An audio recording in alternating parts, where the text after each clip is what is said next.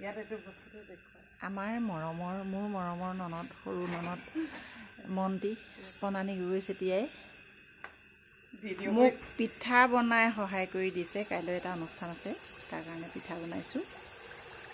তাই মোক পিঠা বনাই ইমান ধুনীয়াকৈ সহায় কৰি দিছে। তাই পিঠাকেইটা ভাল হৈছে, মোৰকেইটা বৰ ভাল নহ'ল। তাইকেইটা বৰ সুন্দৰ হৈছে, সেইকাৰণে তাইকে বনাবলৈ দিছোঁ। বহুত ভাল লাগিলে তাই আহি মোক এইখিনি সহায় কৰি দিয়াৰ কাৰণে। ইমান ধুনীয়াকৈ ফুলে এইখিনি, ভাল লাগে। চব বস্তুৰে এটা জোখ থাকে ন। মোৰ হাতত হয়তো ইমান ধুনীয়া নহ'লহেঁতেন আজি পিঠা, ইমান ধুনীয়া, কিন্তু মানে এই তাইৰ হাতত ইমান সুন্দৰ হৈছে কাৰণে মোৰ নিজৰো ভাল লাগিছে।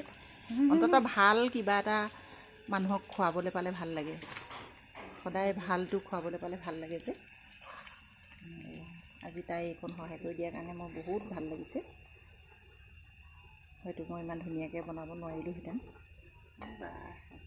খুব ভাল লাগিছে সেইকাৰণে। তাই যেন সদায় এইদৰে সপ্ৰতিভ হৈ থাকে।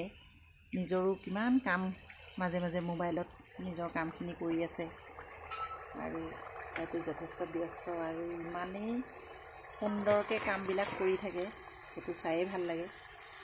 মাজে মাজে তাইক মোৰ নিজৰ ছোৱালীৰ নিচিনাকৈ দাবী ধমকিও দিওঁ আকৌ। মানেও, তাই বেয়াও নাপায়, সেইকাৰণেই ভাল পাওঁ, ভাল লাগে। তাই আহিলে আমাৰ ঘৰখন মানে সপ্ৰতিভ হৈ থাকে, খুব ভাল লাগে। মায়েও ভাল পায়। তাই আহিব বুলি কোৱাৰ লগে লগে আমি সকলোৱে খুব ফূৰ্তি পাওঁ, নিজে ৰৈ নাথাকে। ভাল লাগিলে কথাটো, ৰৈ নাথাকে, তাই সহায় কৰেহি, কি কৰিব লাগে আহি, সেইটোৱে ভাল লাগে। কৰক নকৰক, কিন্তু তাই আহি লাগিয়ে যায়হি। কিন্তু লগাৰ কাৰণে ভাল পাওঁ এইটো কথা নহয়।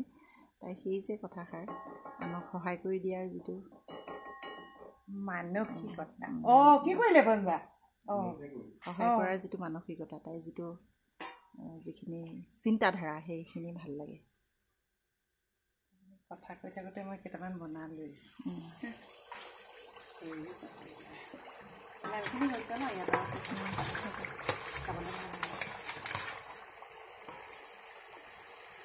কেনেকৈ ফুলি আহে পিঠাটো, আচৰিত কিন্তু দেই, বৰ সুন্দৰ।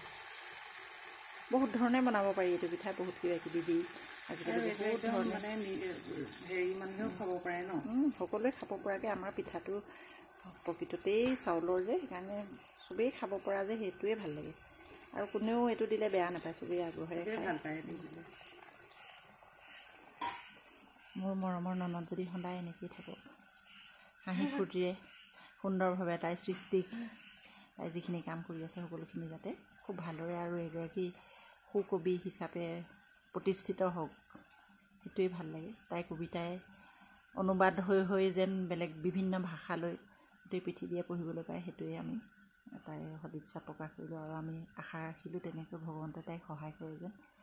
সেয়াকে ভগৱন্তৰ শ্ৰীচৰণত প্ৰাৰ্থনা জনাইছোঁ। ইমান ধুনীয়াকৈ ক'লে।